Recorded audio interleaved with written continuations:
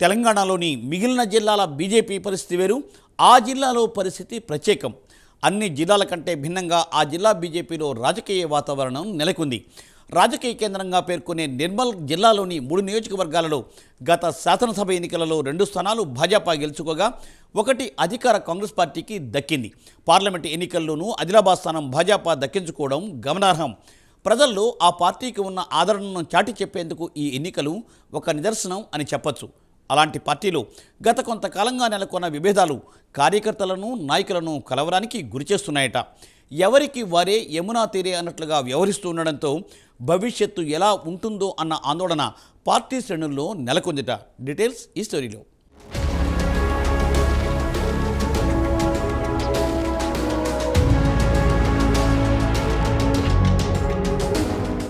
నిర్మల్ జిల్లా కాషాయ పార్టీలో వర్గపోరు నడుస్తోంది.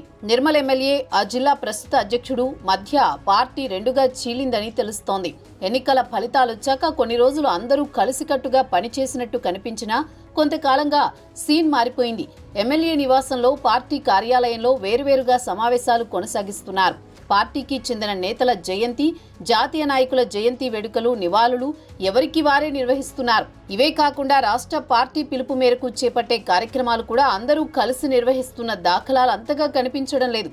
దీంతో ద్వితీయ శ్రేణి నాయకులు, కార్యకర్తలు సందిగ్ధంలో పడిపోతున్నారు. ఏ కార్యక్రమంలో పాల్గొనాలి, ఎవరి నాయకత్వంలో ముందుకు వెళ్లాలో తేల్చుకోలేక తర్జన భర్జన పడుతున్నారు.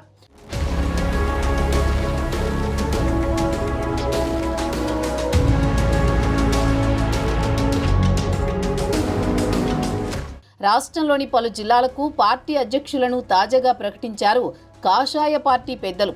ఉమ్మడి జిల్లాలోని మిగతా 3 జిల్లాలకు అధ్యక్షులను నియమించినా నిర్మల్ జిల్లాకు మాత్రం అధ్యక్షుడిని నియమించలేదు.